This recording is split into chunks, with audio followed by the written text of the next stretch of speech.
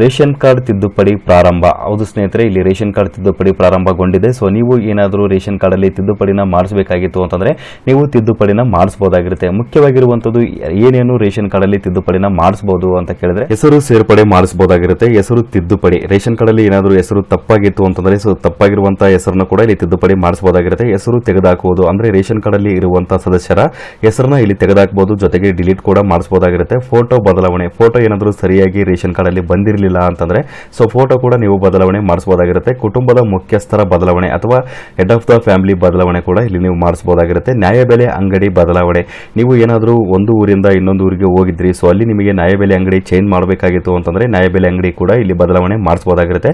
ಮುಖ್ಯವಾಗಿರುವಂತದ್ದು ration card ತಿದ್ದುಪಡಿಗೆ ಎಷ್ಟು ದಿನಗಳ ಕಾಲ ಆಹಾರ ಇಲಾಖೆ ಕಡೆಯಿಂದ ಅವಕಾಶವನ್ನ ನೀಡಲಾಗಿದೆ ಅಂತ ಹೇಳಿದ್ರೆ 31/7/2024 ಕೊನೆಯ ದಿನಾಂಕ ಆಗಿರುತ್ತೆ, ಅಥವಾ ಲಾಸ್ಟ್ ಡೇಟ್ ಅಂತ ಹೇಳ್ಬೋದು, ಜುಲೈ 31. ಸೊ ಈ ಒಂದು ಕೊನೆಯ ದಿನಾಂಕ ಇರುವುದರಿಂದ